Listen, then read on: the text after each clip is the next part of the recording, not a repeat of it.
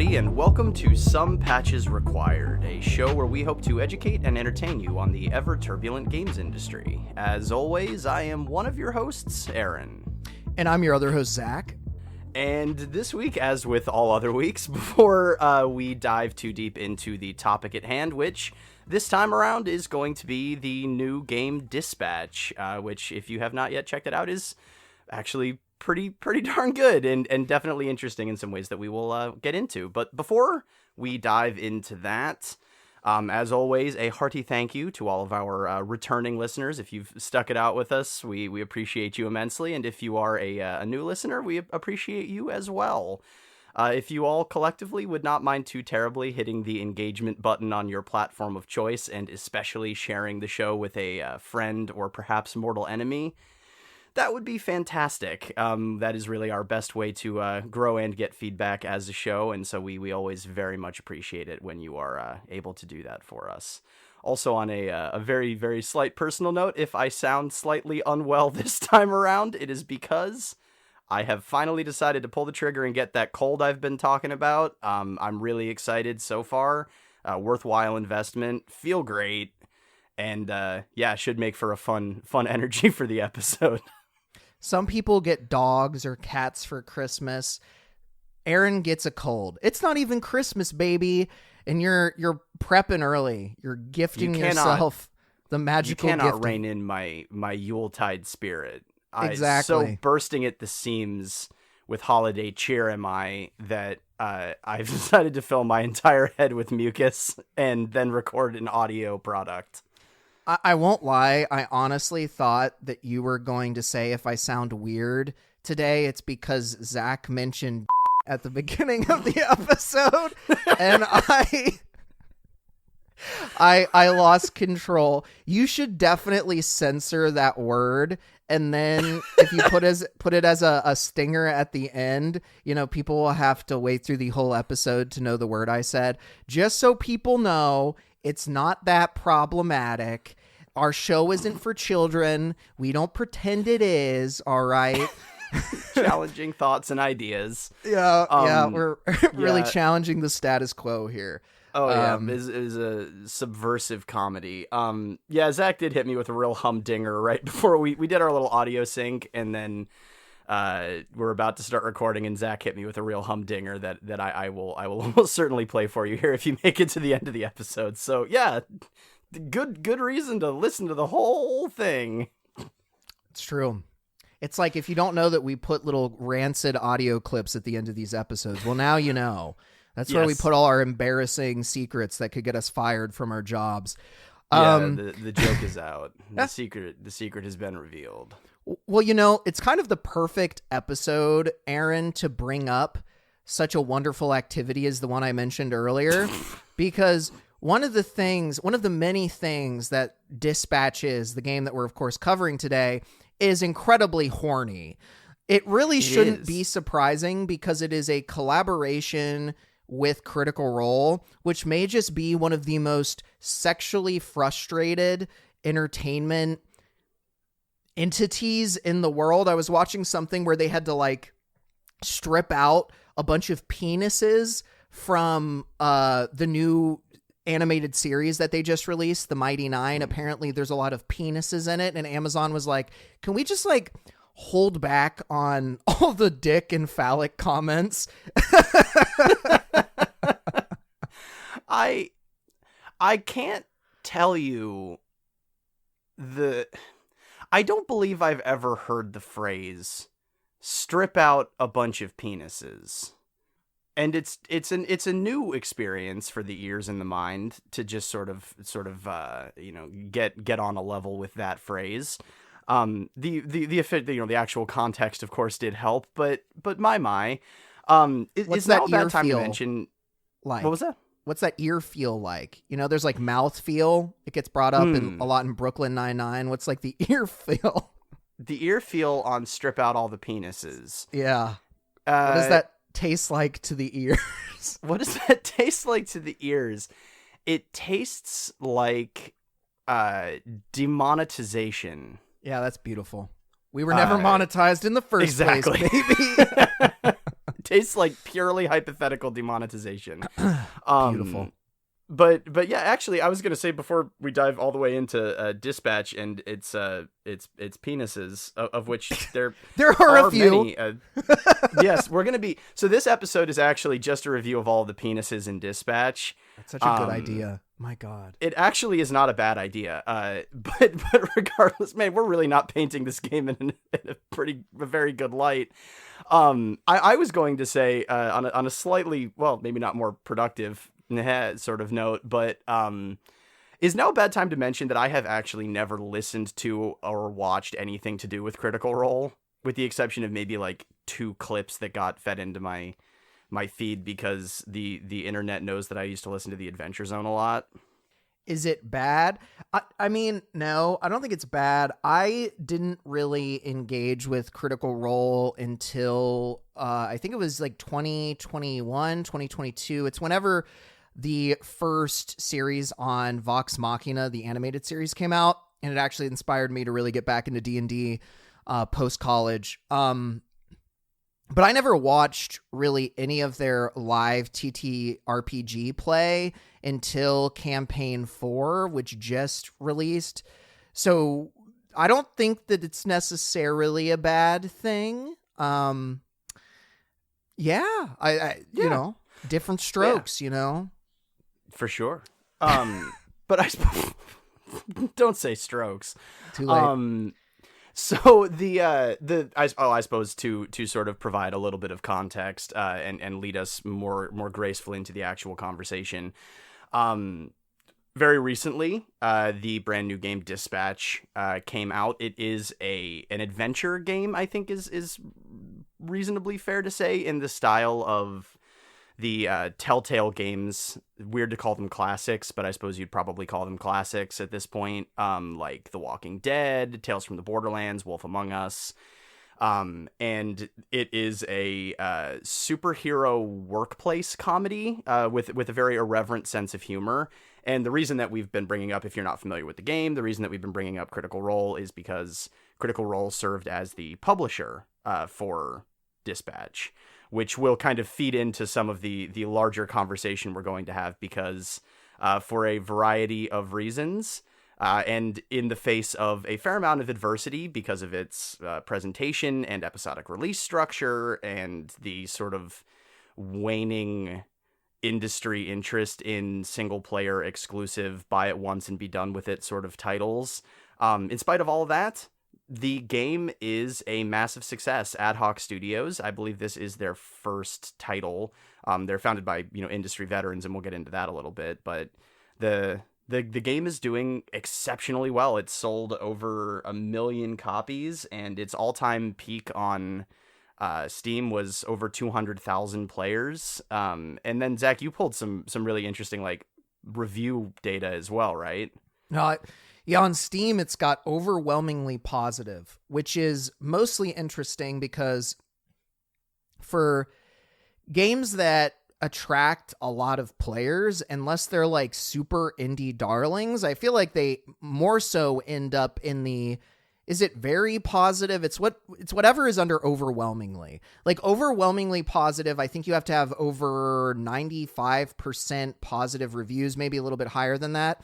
Dispatch is currently sitting at 97%.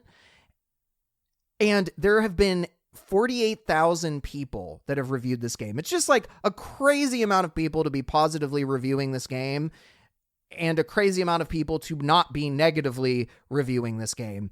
It just, even if it was a fantastic game, I feel like once you kind of get a critical amount of attention, it's really hard to keep overwhelmingly positive. So TLDR, pretty impressive.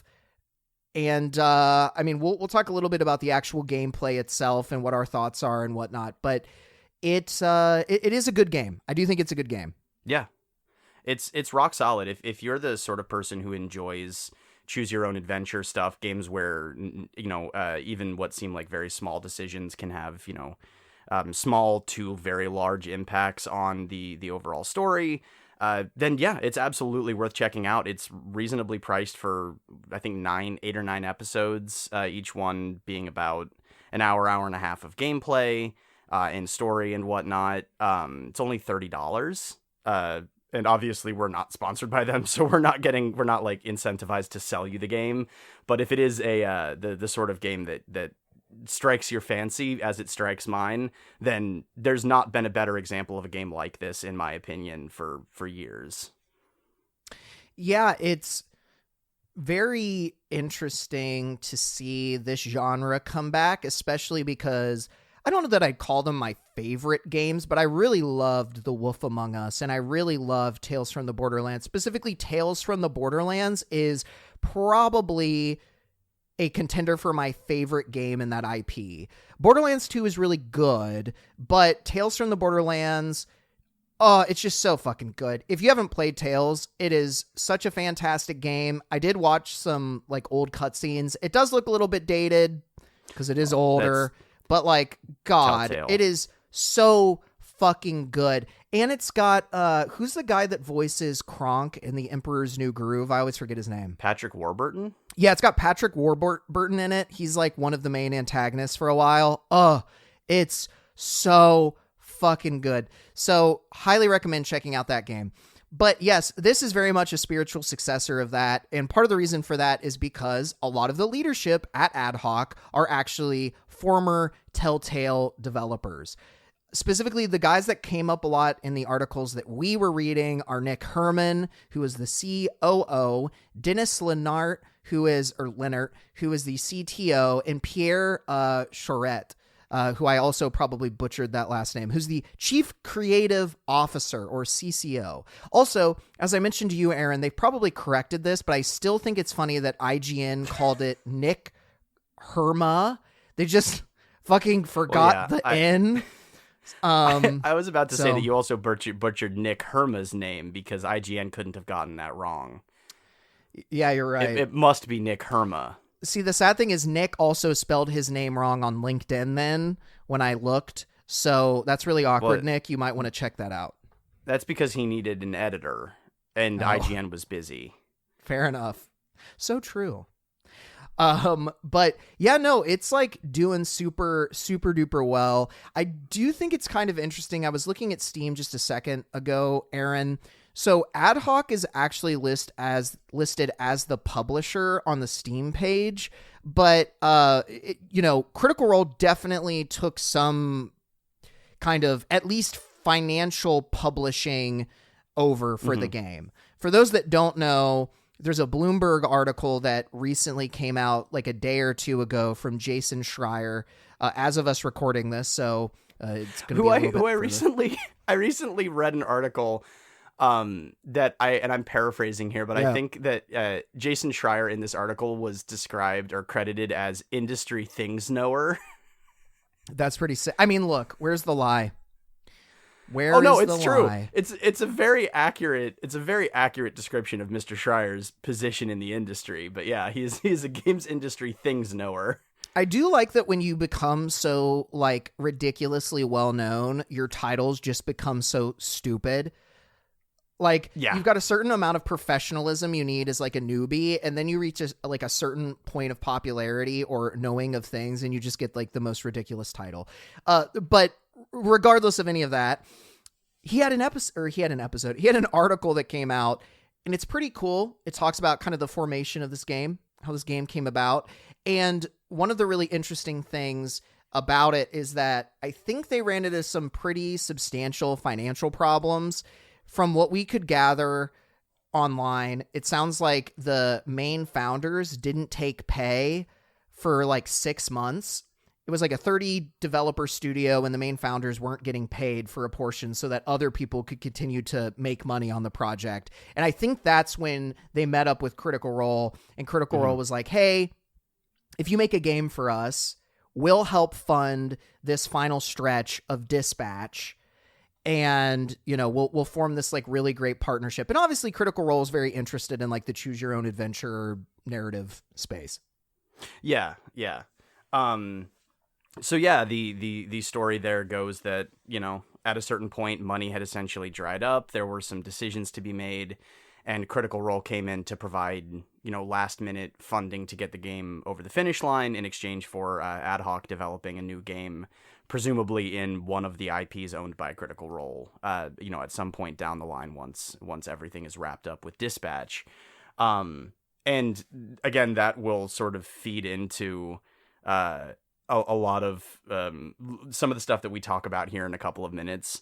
But yeah, that seems to be the extra sort of sauce that got them through the last hurdles of development. And it's also worth pointing out that a fair amount of the voice cast, or at least some, you know, people in the voice cast, including one very prominent person, Laura Bailey, who is a cast member of Critical Role. A fair number of people are involved in Critical Role in some way, or, you know, related to that property, who, you know, lent their voices to characters in the game. And Critical Role is, of course, known for having a stable of extremely talented performers at their disposal. That's part of the appeal of the show, based on my understanding of it. Yeah, I mean, that's basically it. It's like, what if these like famous people that you hear in all of your anime, video games, insert whatever, were on like a single network playing nerdy ass TTRPGs? That's a massive, you know, portion of the sell. So yeah, no, it's super cool to see this all come together. I think kind of the funny thing about the story is, as I mentioned, based on reading the story, Nick, Dennis, and Pierre all left Telltale to work at Ubisoft in 2017 on what might be the closest thing to a choose your own adventure game, Splinter Cell. You know, the amount of times that I've thought while playing The Wolf Among Us that it was similar to Splinter Cell is truly crazy. And yeah. Being a jackass aside, I am very curious. Like, look, I haven't looked at Nick or Dennis's or Pierre's like full bona fides, what they've worked on. Obviously, they're very accomplished game devs. They've made this game that's very successful. I just think it's really funny to hire a group of dudes that were working on very much not a stealth like shooter third person game, and then be like, y'all want to make fucking Splinter Cell? Like, yeah. It's that Ubisoft magic, baby. Yeah, Ubisoft is very good at allocating resources. I mean, I don't know. I guess my thought there would be like, if some people who are accomplished storytellers and accomplished game devs left a high profile studio, and I thought that they could bring, you know, even if, you know, the number of times that I've played Splinter Cell and been like, ah, man, the weight of my decisions, my choices, so narratively important to Sam Fisher's story. I haven't thought that many times while playing Splinter Cell.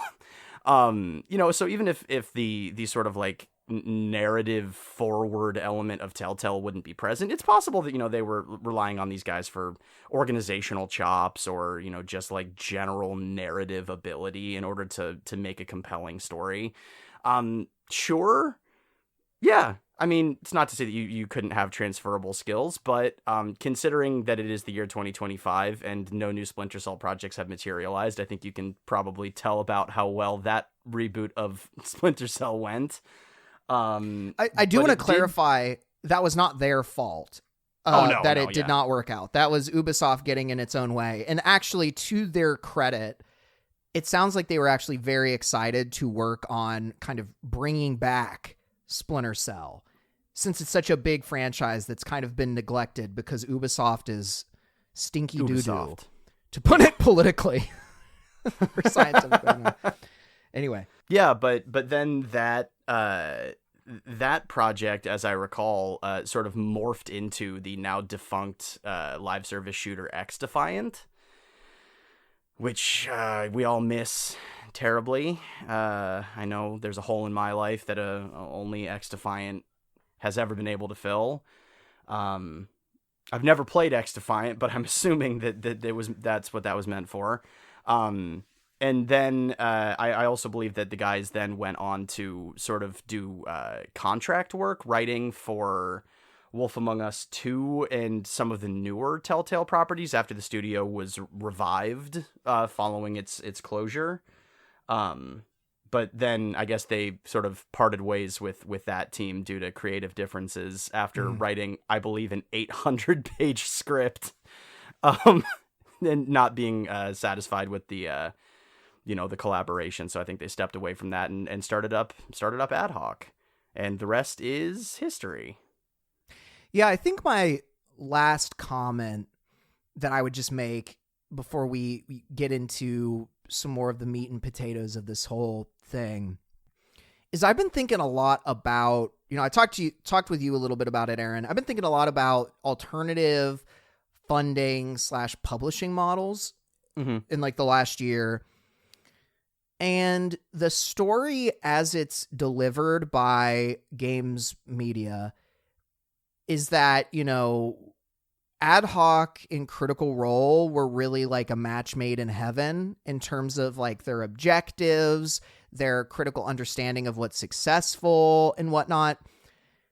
And the reason I bring this up is because a lot of the narrative behind Dispatch is them going to try and get funding in an admittedly very difficult to get funding world, and being told like by investors, this is not a genre of game where people have an interest. This genre of game is failing. Look at X game that failed. Look at Y game that failed, etc.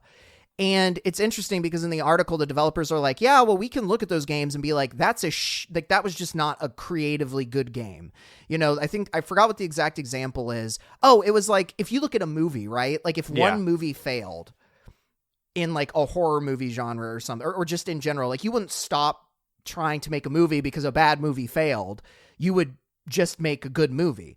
And I feel like sometimes maybe it is a little bit difficult to differentiate between the two things. Like I know there are certainly some genres that I think are struggling. For example, like the RTS genre, I think has really evolved. I don't know that a pure RTS has a huge market to it, but like going back to my original point about publishing, it's just such a good example of like why we should not rely on these investors that are not tied to games, that have no idea what the fuck they're talking about, that just are in it for money, because they're so wrong about this game, right? And we all have our blind spots. Maybe I shouldn't fund RTSs because I'm an idiot and don't know anything about RTSs. But my point here is like going to some kind of alternative method where it's like crowdfunded even maybe, or like people are the ones that dictate where the money goes to what projects and whatever. That just seems so much more stable to me because so many of these corporate suits have no idea what people actually want. They're just trying to make the quickest bang for their buck. And if, Critical Role hadn't stepped in as this like partner that really understood what was going on, sounds like Dispatch may have never come out. Yeah. I think that's a fair read on the situation, and it was something that had popped up in my mind as well when we were, sort of initially talking about this and getting a little bit deeper into Critical Role's involvement. There is something. I mean, it's all the sort of ebb and flow of money. But if we're talking about, and not to take this to like the logical extreme, but if we flash back to our most recent episode about the EA buyout, where I spent a little bit of time very unfocusedly sort of blathering about thinking about where the money is coming from for your game project, and thinking about what money is behind the games that you purchase and play, whether there's anything actionable to be done with that information, just sort of understanding it as part of a larger contextual understanding of the media you consume is worthwhile in its own endeavor. To that note, for something like this, where you have what is ostensibly a niche game in a niche genre playing to a fairly committed but arguably not massive potential audience of people who like single-player only games, narrative single-player only games, choose your own adventure games, Telltale-style choose your own adventure games, and games that are released in an episodic structure rather than all at once, to be styled after a TV show. In a world where even TV shows don't necessarily always release things episodically anymore. A lot of the time, even if they are released in episodes, they're released in episodes in one big collection. So yeah, looking at, all of those various different things that sort of push Dispatch into niche territory, it does make sense that the larger investors who are going to be interested in the highest return on their investment would be looking at, live service and multiplayer and anything that you can jam microtransactions into rather than this. And the idea that then this game would find funding from a by no means small, but originally sort of, grassroots project that was, started not by, Sony or Disney or something like that, but by a group of enthusiasts who just so happen to be talented and potentially well connected. It does start to feel like the good world version of the look at where the money's coming from, because there is so much creative synergy between, like you said, Zach, the goals and the objectives and the narrative passions and various interests and whatnot of these two groups. It just feels right that Critical Role would take an interest in this. And it's interesting to me to think about what that sort of model would look like replicated throughout the industry, where these smaller projects can receive attention, funding, and even potentially like boosts in marketing from their association with organizations on the level of Critical Role, which again is to say not enormous, but still big enough to fund a game. So it is smaller in scale than an investment from Tencent, but the money itself feels like it was put to good use by people who actually gave a shit. And I don't think I can stress enough how abnormal that is to talk about in 2025. And I'm sure that there's some grim realities of business going on behind the scenes that would make this all seem a lot less pleasant, but at least at face value in terms of how it's being reported and talked about by basically everybody involved at this point, that's just refreshing to me and cool. And just, this is lovely to have something nice to talk about when it comes to money and investment for once. Yeah, no, it really is a cool situation to see these two largely like grassroots companies, organizations come together and support each other in this kind of a way. It'll be interesting to see what they end up doing with Critical Role's IP. Presumably it will be, some Dungeons and Dragon fantasy adjacent game. I'm assuming it's going to be in Exandria probably, which is their main world that most of the Critical Role stuff happens in, or at least the big campaigns. I guess we'll see. But it's definitely cool to see that collaboration and how beneficial it was for everybody involved. Before we, funnily enough, forget to talk a little bit about the game itself, we should do that. So we should probably do that. So just contextually, we're going to do spoiler alert for this, wee woo.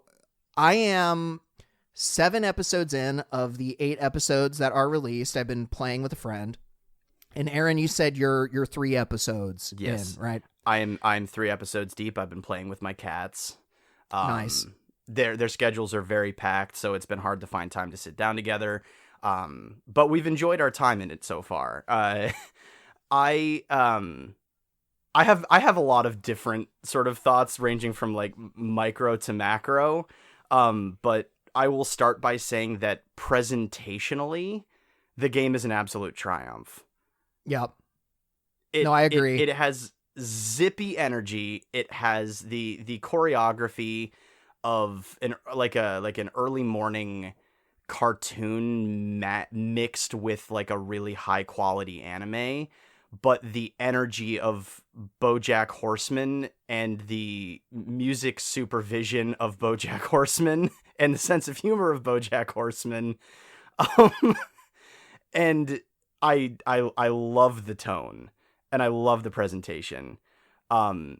It's always really exciting for me, and this is such a weird thing to dial in on, but one of the ways, especially if you go back, I've been going back recently, and I've actually been playing Infamous on my PlayStation 3, and playing some older, newish games, right? Like not all the way back to classics, but right in that little middle period between then and now. And one of the things that has always stood out to me as being really frustrating about story-driven games is how stilted the editing can feel. And the moment-to-moment, like, shot, cut to shot editing, as well as, like, structural compositional editing, where, you know, a hard cut to credits might have significant, like, emotional weight behind it. Good example being the very end of The Last of Us or something like that. So many games, even today, but especially back in, like, the PS3 era and before, either could not grasp that, like the people making the games just didn't have the like filmmaking understanding to present their games in that, you know, well constructed sort of way, or there were just hardware limitations and loading screens would get in the way. This game has the snappiest editing, and its structure obviously leans into that, and it can, because there's so much less like physical interactivity with what's going on. You're not ever directly controlling your character with the movement stick. But this game understands good editing, good like filmmaking principles. And it is so very pleasant to be on the receiving end of. Yeah, I think the thing that I kind of wish there were more options in the game. I get why there's not as many. It's kind of funny because I actually think there's like promo footage of different scenes where you had an option of how to react to something, and then they took it out for the final version. I think that's kind of disappointing, because I would say maybe per episode there's not ultimately all that many choices. I don't even need all of the choices to actually be meaningful. I would just like the opportunity to engage a little bit more. That being said, it is truly so much fun to watch, because all of the characters are so well done. Even the ones that are voiced by people that largely have no experience being voice actors. We're going to get into that. That is a point we will bring up later. Mm-hmm. And yeah, I mean, I just enjoyed watching it. Now, that being said, I did realize how much I don't enjoy the like quick time events. I turned that off. I turned the quick time events off. Yeah, I honestly forgot they were even in the other Telltale games, but yeah, I did turn those off.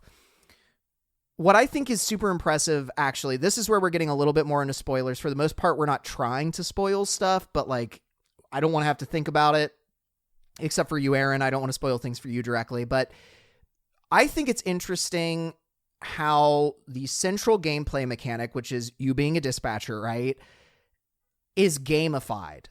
Yeah, I would agree.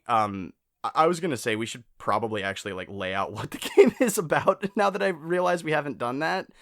I mean, very broad strokes. You work for a company that has a bunch of different superheroes under its employ, basically responding to 911 calls, ranging from everything frivolous to my cat is stuck in a tree, up to a supervillain is trying to explode the baseball stadium or whatever. And then you have a team of supervillains turned Z tier heroes, who are just kind of bad at everything, but you need to pick which specific heroes you want to send to each mission, kind of XCOM style, in order to get the best outcome. So it's a little bit of strategy there, and time management, and also a little bit of resource management. And it's kind of, the game is split between sections where you're doing that for a while, and then very dialogue heavy bits, and then more action oriented set pieces, which is where the quick time events come in. So Yeah, that's the gist of the layout of the game. But yes, I agree with you. The actual dispatching elements are, in my opinion, really well done. And I will now let you get back to talking about your opinions of them. Well, I just think it's interesting because it's laid out to you in a very simple way. I would say it's actually not very similar to XCOM in the sense of if you say that, people are going to think there's like tactical turn-based stuff. No. It's really just a flat screen. You've got characters that you don't literally drag, but you functionally click and drag them onto different missions, and they've got stats, and you're trying to align their stats to the required stats of the thing that you want to complete, and you either pass or fail based on like it's all percentage chance. I don't want to try and explain the way that the little ball works because I'm going to spend too much time trying to do that, and it's not that complicated or important. Point is, it's very simple. But it's great because in these sections, that's where you get all your quippy character dialogue between you as the dispatcher and your team. Your team interacts with each other based on who you send together. They might flirt, they might fight, all these other kind of things. You've got like little weird things that pop up that might try to like mess with your mission, and you have to try and guess like what the best solution is based on the stats of the team. And it's just this very simple idea that is executed on, I think, pretty well. And what like the cherry on the top is that the dynamic of this game that you're playing changes based on the mood or story elements. So the simplest example is, and this is the spoiler, okay, is that in episode 3, you have to make a cut between some of the characters. And so they start sabotaging each other when you send them out together. And so not only are you playing the game that you've been playing, but now there's this added element of like them fucking each other over and you trying to navigate that situation as well. And there's continuously different things that happen narratively that impact this core gameplay experience. And it's really cool because it just helps sell the world, the interaction. Yeah. It bridges the gap between the more gamified elements and the more purely narrative elements in a way that does make the world feel not just reactive but cohesive. So yeah, like everyone on the team is worried that the lowest person on the leaderboard for like achievements during the day, the week, the month, the whatever, is going to be removed from the team. So they're all just trying to fuck each other over. And that mechanically makes things more challenging for you as it plays into the narrative. And yeah, you've told me that sort of narrative influencing and sort of tampering with the gameplay elements continues in the subsequent chapters, which I actually can't wait to see how that all pans out. But yeah, I think by and large, mechanically, the game succeeds because that core loop is so strong that there's enough for players even like you, Zach, who don't want to engage with the QuickTime events, which I completely get. It's not my favorite way of interacting with a game, but I am just enough of a sucker for old school Quantic Dream style adventure games, as well as, you know, like Detroit Become Human, their newer ones, and the old Telltale games that the QuickTime events don't bother me. I find them kind of charming. And they keep me engaged well enough in the action that I'm like, I'll just leave them on.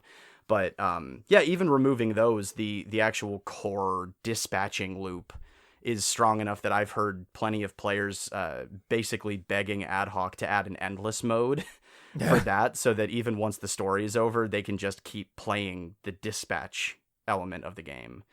Yeah, I don't know if I like it so much that I would just play it for its own sake, but it's like enjoyable and your characters level up and there's like certainly some fun to be had there and some strategizing, and it's, yeah, I mean, it's just fulfilling enough to be something that gamifies the game more, but not so distracting that you feel like you're kind of doing something completely different. What I will say is distracting and I do not like is hacking.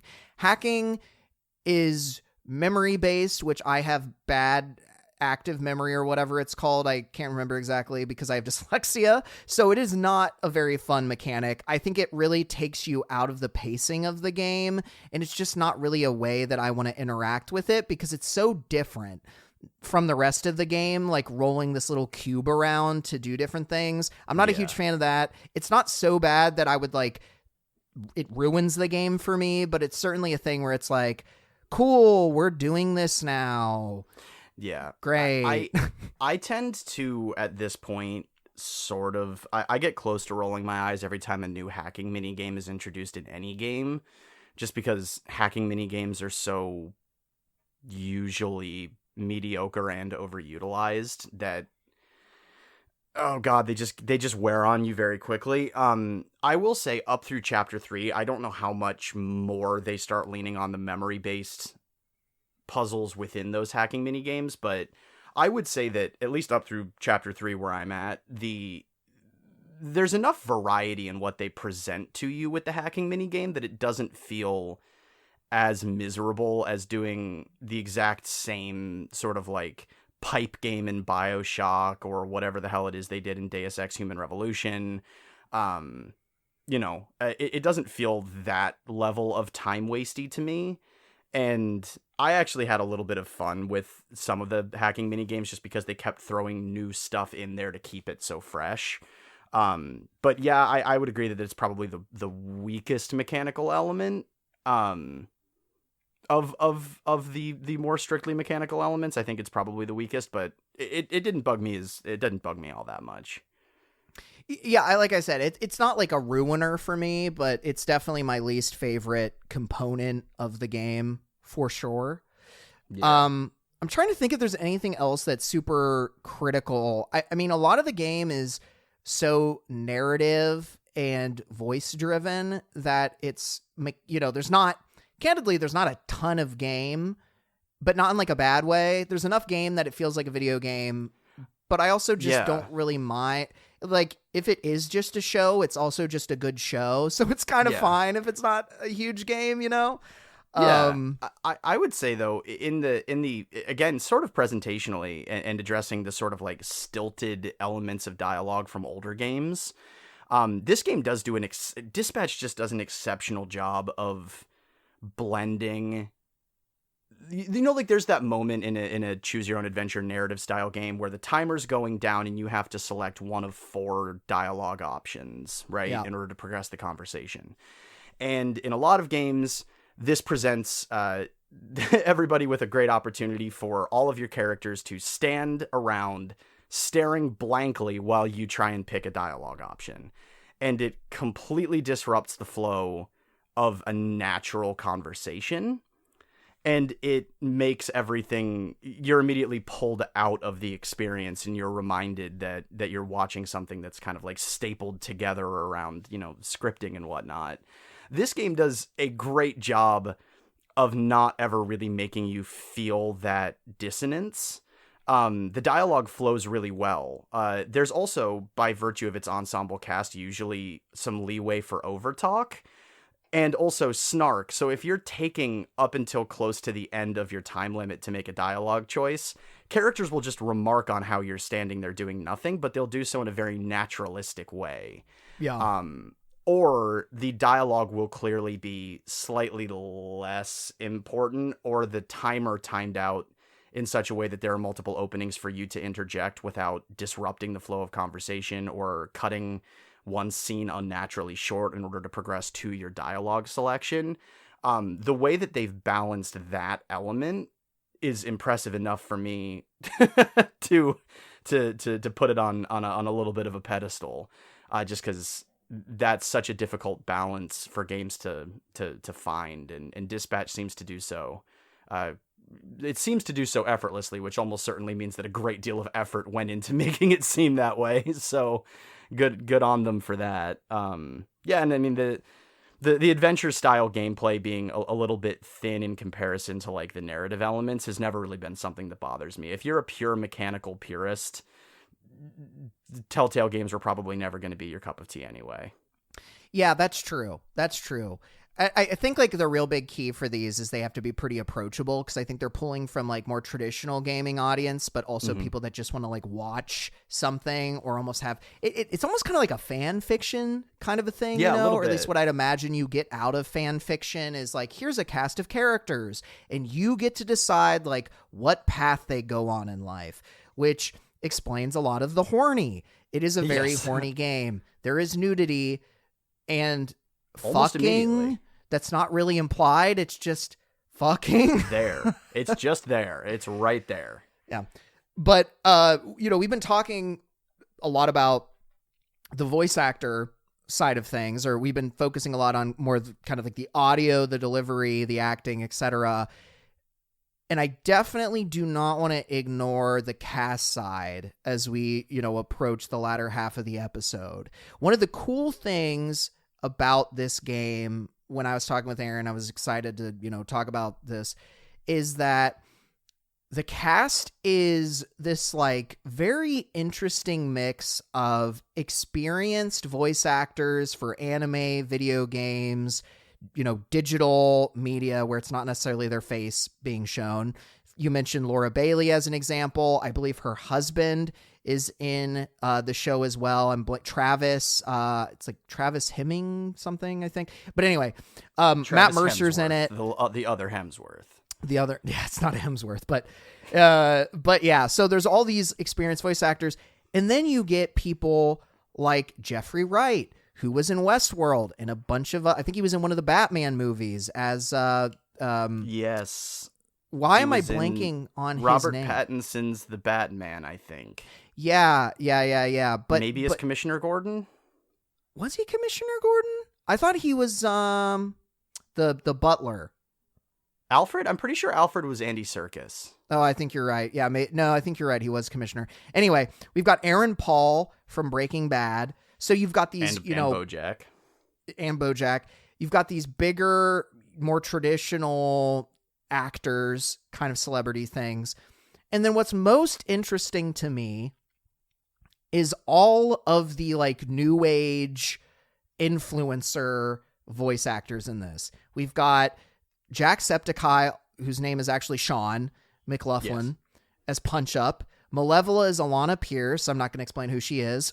People should know. Just kidding. But game's personality.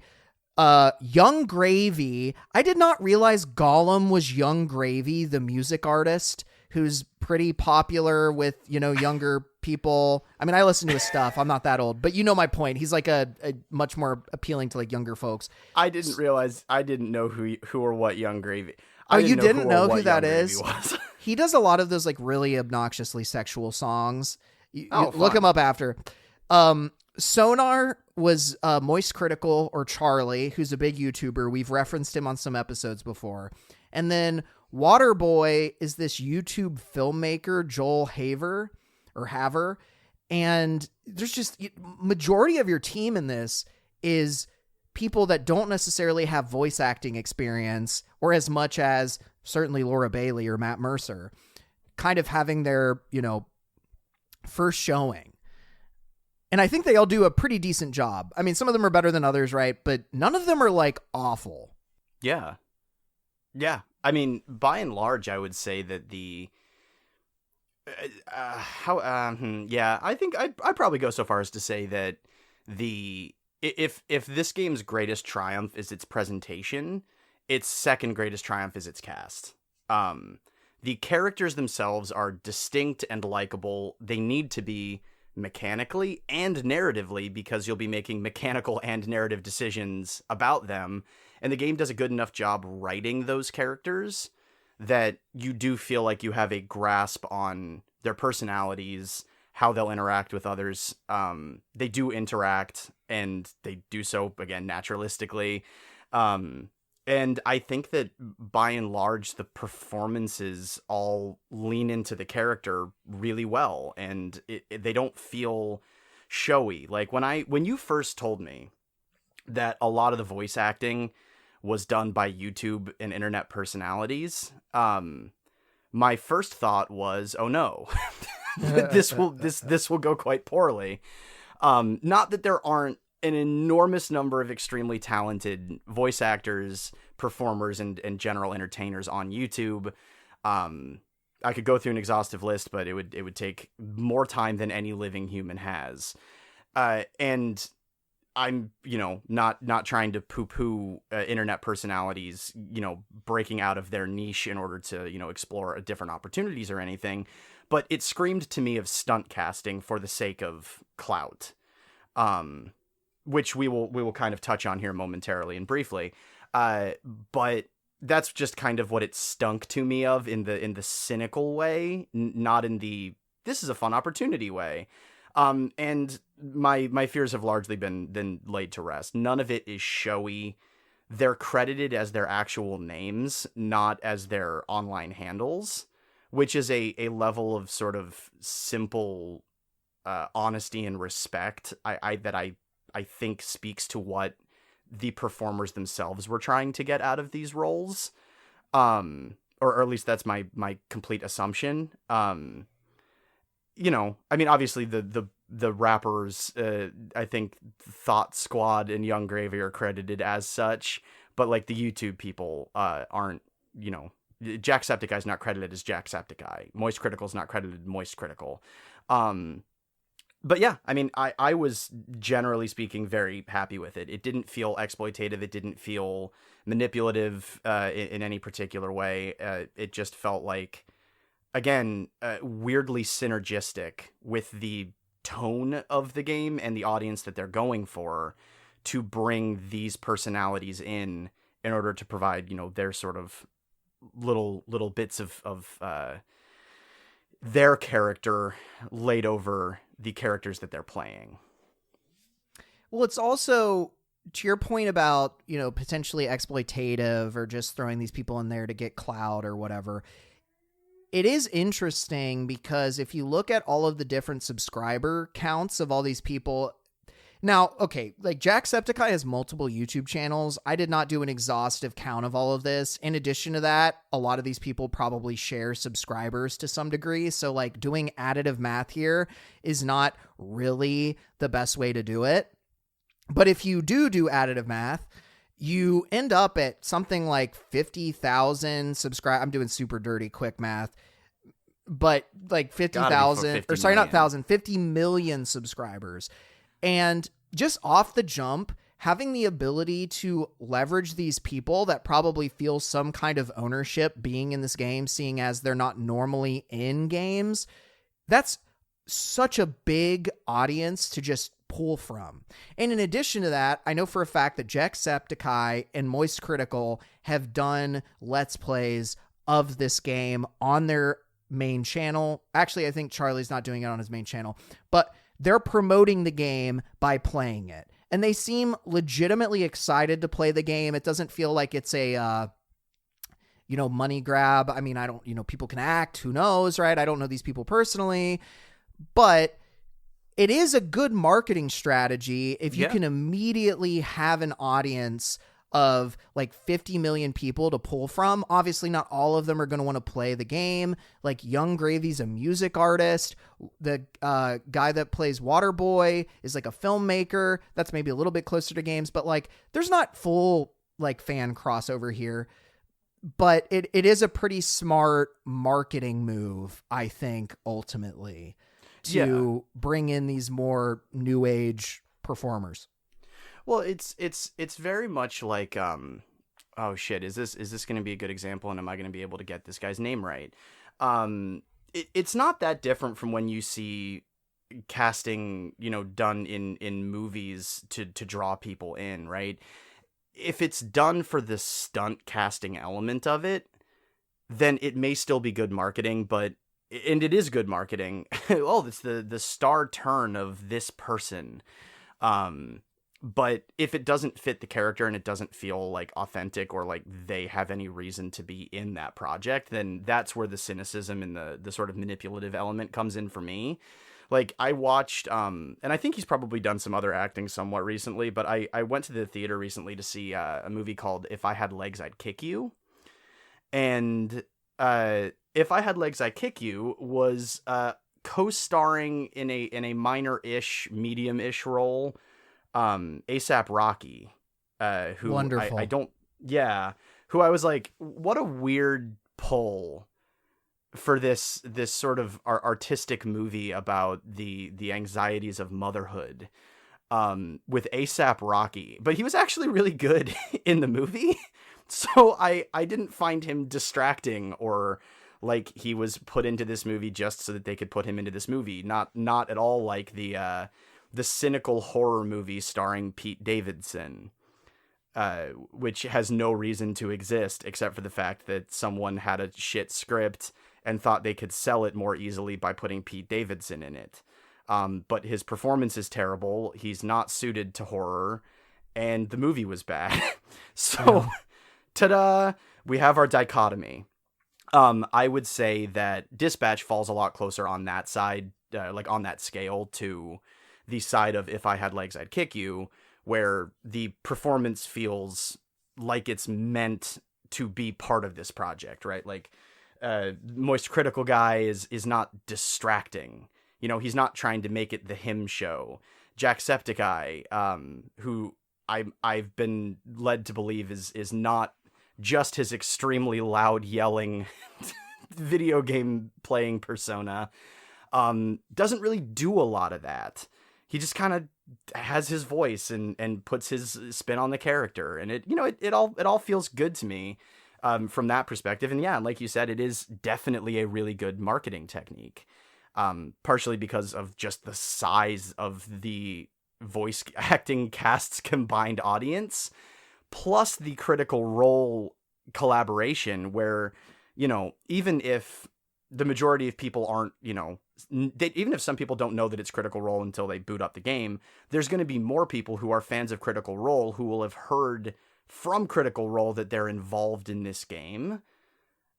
That's going to bring people in. And I wouldn't be surprised if we see another jump in player count for Dispatch around the time that the actual Critical Role game comes out to be seen by people, when that is revealed. Because for fans of Critical Role who want to play a game set in that world populated by characters voiced by those people that they already like, Dispatch may end up being a really good proof of concept. So I wouldn't be surprised if they end up catching a lot of sales on the back of that, and also just the incredible word of mouth that the game is getting right now. So yeah, there's a lot of good marketing angles going on with this game. Yeah. And the craziest thing to me, again, because a lot of the time marketing we end up talking about very cynically, or just in terms of like the scope of the budget, or just like how insane the ad spend is. With Dispatch, it does again feel cohesive to me. Like the marketing is almost a natural extension of the objective of the game. The fact that they're ostensibly looping the audience in through the much lower barrier to entry for like feeling participatory, if that makes any sense, that YouTube celebrity is, as opposed to actual celebrity. Like Aaron Paul and Jeffrey Wright are winning Emmys and Oscars. That's their job, right? So they are kind of unattainably famous, as opposed to a Jacksepticeye or a Moist Critical, or an Alana Pierce, who feels more ground level and real. And therefore more relatable to audiences. And there's still that element of like, oh, well, I want to get out there and support this content creator I like, which is not something you're necessarily going to think about with Jeffrey Wright. You're going to think, I like Jeffrey Wright's performances and I want to see him act. I'm going to support this underdog creator that and they're on their Patreon. I don't think Aaron Paul probably has a Patreon. Yeah, he probably doesn't. I mean, yes, to your point, I don't think that they're bringing in... I would maybe argue they're not even bringing in the amount of people as like these new age performers. I'm going to keep saying that. I mean, because they are performers, right? It's all performance. Yeah. That's what they make money doing.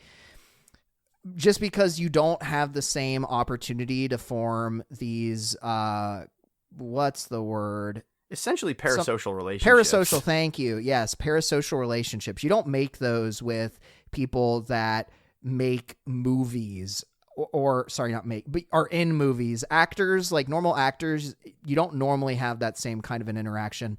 It's also really interesting because I think back to Destiny, the first one, and the fact that Peter Dinklage was in it. Yep. And I can't remember the exact story, so you may need to help me, or if we don't remember in totality, that's fine.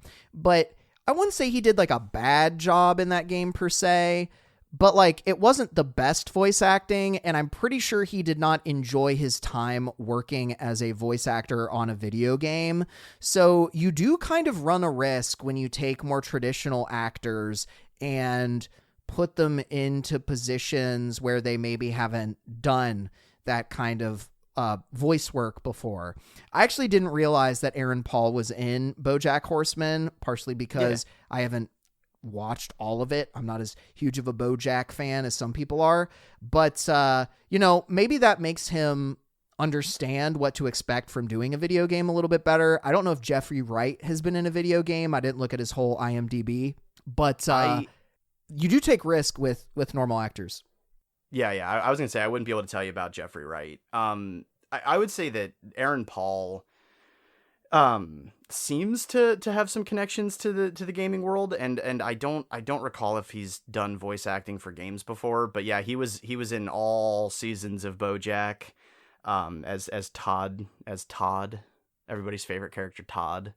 Hell yeah. And yeah, I mean, yeah, it probably brings him a little bit closer to understanding like the voice acting side of things. Jeffrey Wright, he might have done some voice acting at some point or another. But I mean, his performance in the game is really good. Yeah, it's really enjoyable in Dispatch. Yeah, I would probably agree with you that the more terminally online entertainers are almost certainly a bigger marketing push, or a bigger marketing draw rather than the more established actors, possibly even including Laura Bailey, just because she is so ubiquitous, especially within video game voice acting. Not that that's the only thing she's ever done, but she's landed enough extremely high profile roles that she is probably on the level, I would say, like if you're going to ask someone with a casual interest in games if they know any voice actors, the ones you're going to get are probably Nolan North, Troy Baker, and at this point, you could make a strong argument that you could get Laura Bailey within those top three, just from like people with a casual passing understanding of voice acting in games. Yeah. So I would say, those three are probably not drawing in audiences, if for no other reason than, again, Laura Bailey's ubiquitous, and casting big Hollywood actors in video games is super duper not new. Call of Duty's been doing it for a long time. Everyone kind of jumped on the bandwagon at a certain point. I would just like to personally remind everybody of the time that Kevin Spacey was a Call of Duty villain, just so that we all remember Call of Duty's great decision making, here, now, and always. Same with the Kit Harington one, but for very different reasons. Yeah, it's good times. But yeah, so I mean, I would say that that's kind of, that's not played out, but that is a well-trodden play in the playbook of trying to like legitimize a product, is to say like, oh, we've got Oscar-winning performer, Oscar-nominated performer Jeffrey Wright. We got Jeffrey Wright in on this one. You guys like Breaking Bad? We got Aaron Paul. And that'll bring some people, I guess. But yeah, I would say in terms of the marketing angle, pretty intelligent to mine internet celebrity, but also it's just weird that it was executed as well as it was. And it makes me quite happy that I don't have to sit here and be angry about stunt casting during this episode.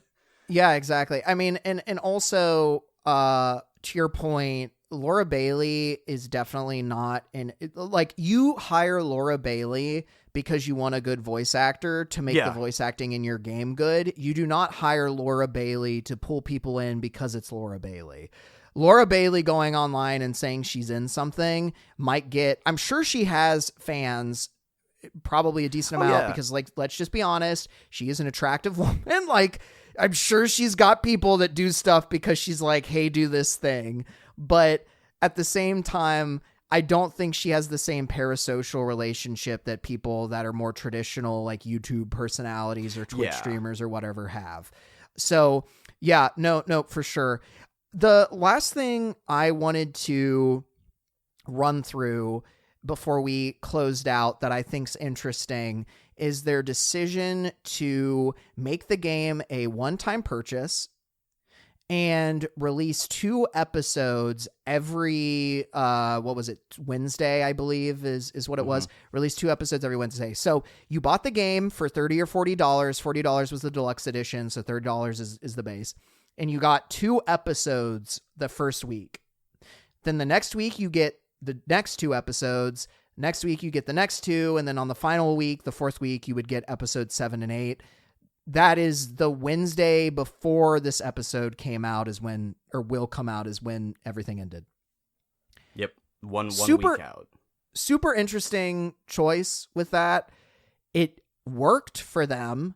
You can look at the CCU numbers every single Wednesday. The amount of people playing increased by a pretty substantial margin. I've got the numbers. I pulled them here. Week 1 was 12K concurrent players. Week 2 was 65K concurrent players. Week 3 was 131K concurrent players. And then to your earlier comment, I believe week 4 was 220,000 concurrent players.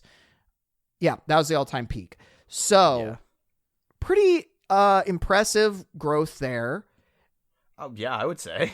The thing that's kind of weird for me is I could easily see people being like, wait, why would I pay to play this game day one if they're going to time gate? Traditionally, players do not like time gating.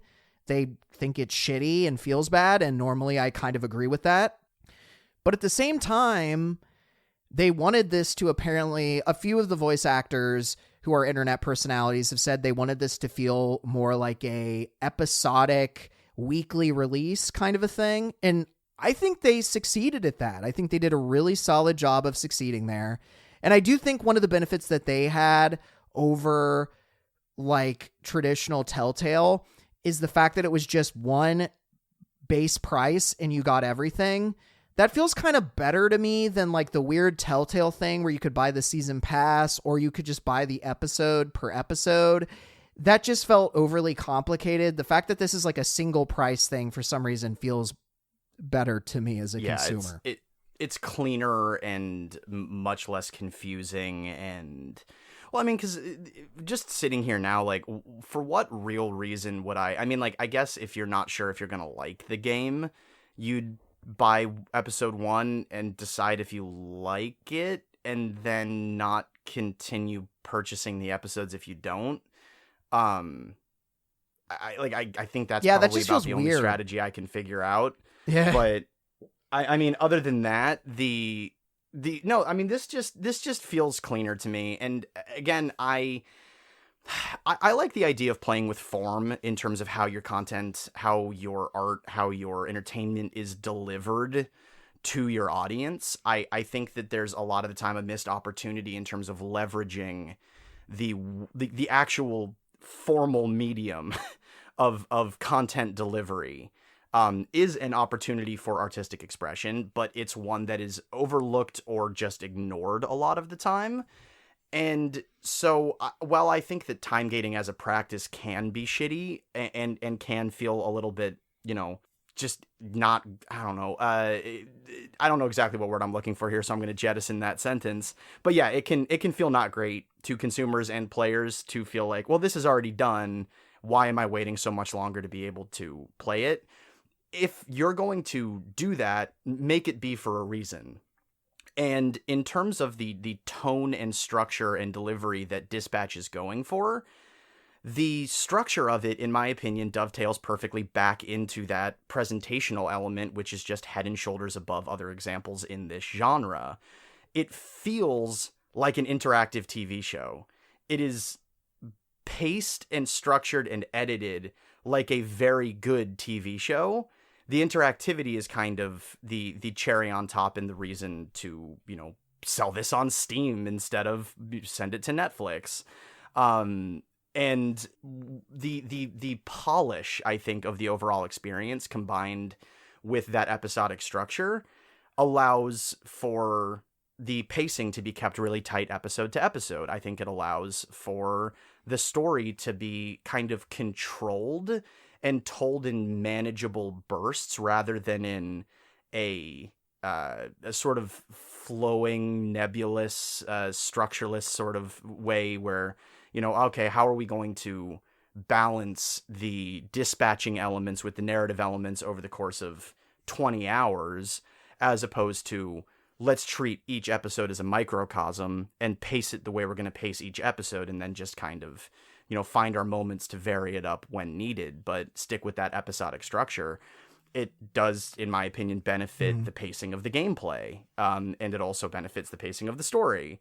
And for somebody who, at this stage of their life, does not have as many, 16-hour uninterrupted gaming sessions as he would have X number of years ago, having it done in hour-and-a-half episodes where I can just kind of get one done and be like, oh, sweet, I can't wait to see what happens next, and then move on, also works well for me. So it's cool to see that theory that I just sort of barfed out without thinking about what I was saying before I put it out there turn into actual numbers, because you are seeing the concurrence climb, which is great. And then you also have that last peak right at the very end where everybody who just wanted to wait and play the game got the game.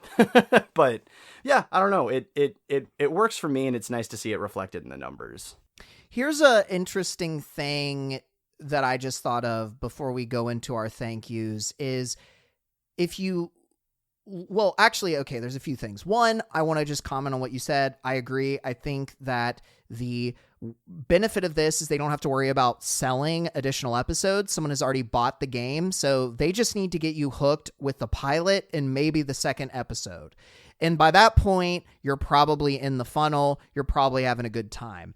But if you do like the weird pay by episode thing, you need the cliffhanger or whatever the end thing is to be so captivating that it keeps pushing you forward and forward. And I don't think that every episode warrants that. I think it's good to have peaks and valleys of like dramatic things happening, because that's just the reality of good storytelling. But that doesn't work well if you're trying to monetize on a like episode by episode purchase kind of a thing. The other thing I wanted to say real quick before ending on my side is I think that there's a lot of articles where it talks about this game didn't really get picked up by media outlets until I think it was like maybe week 2 when it became apparent that this game was going to be popular. And I think weirdly enough that the weekly release cadence benefits this game in a way that it makes it easy for news outlets to tell whether or not it's growing, and for them to be like, okay, I'm going to plan ahead. I know that the next episode of this comes out on Wednesday, so I'm going to talk about it on Wednesday. And they don't have to make like a bet on the first day when the game initially releases. Like functionally, this game kind of had 4 separate release dates, at least as it pertains to CCU and people paying attention to this thing. So maybe if this would have just all been dropped one week, we may not even be talking about this game anymore. But because it has grown in popularity and it dropped casually over, 4 weeks, we're still talking about it, right? So yeah, I think it's also maybe a little bit media friendly. It gives the media something to latch on to a little bit more and promote. And I think that might be one of the strengths of this method as well. Yeah, no, I would completely agree. Having basically a sustained month of release dates is almost certainly to this game's benefit. I'm not sure how successfully this could be replicated across many games, but it's certainly worked for this one. And I'd be interested to see what happens with the episodic structure following the success of Dispatch. Well, I know that my sweet friend Aaron here must leave soon. So with that being said, my closing is quick. It is fast. It is simple. It is, you should probably check out Dispatch if you like narrative games or if you like Telltale games. I highly recommend it. I think it's a really cool project. It's very clear a lot of love and passion went into it. I definitely recommend checking it out. Yeah. My conclusion would be similarly short, sweet, and to the point. If you are a fan of single player narrative driven games and you have a stomach for crude humor, I highly recommend Dispatch. It is unique in the gaming landscape at this scale for the year 2025. It's kind of a return to the golden days of those Telltale games. And yeah, it's definitely worth the asking price in my opinion, and I'm sure once it goes on sale that would, obviously the value proposition even goes up further. So yeah, Seems like it was a game made with a lot of love by a lot of people who actually gave a shit, which again is a rarity in 2025. And yeah, it's worth supporting that. And yeah, so check it out. And if you do, I suppose you can let us know what you think of the game in the comments on the YouTube version of this episode when it goes up here in a handful of days. You should also show some support to some of the people that helped us get our amazing show started, especially from the creative perspective. Of course, I'm initially talking about Mosscat Market. Now, you may not be able to financially support Mosscat Market, but I believe that Mosscat Market still has an Instagram. So shooting a quick follow, leaving some kind comments, all of that would be amazing. And of course, Mosscat Market helped us with our logo and a lot of the art that we use. So show some love, show some support, and thank you. Indeed. And an additional hearty thank you to Beach Girl / Electric Guitar, the wonderful purveyors of our intro and outro music. Though some of their content on the interwebs has flown far into the breeze and all that fun stuff, you can still find some of their good music wherever good digital music can be procured. So check them out on Spotify, YouTube, wherever it is that you like to catch your tunes. You should go check out Beach Girl and see what you can find. Give it a listen and enjoy it, because there's very little else to do with their music. So once again, thank you to Beach Girl. And our last thank you is going to be to you, the listener. Thanks for tuning in. We really appreciate it. And have a great rest of your day. Indeed. Goodbye.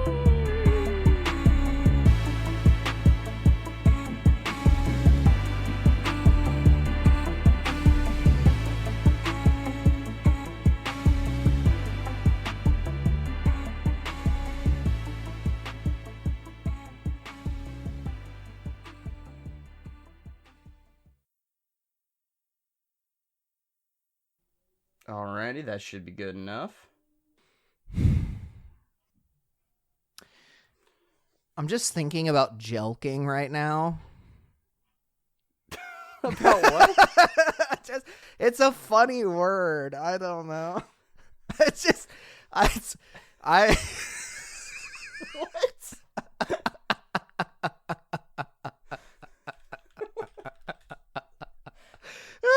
penis stretching exercise. That's right. I thought it was a sex thing. No. Is that even a sex thing?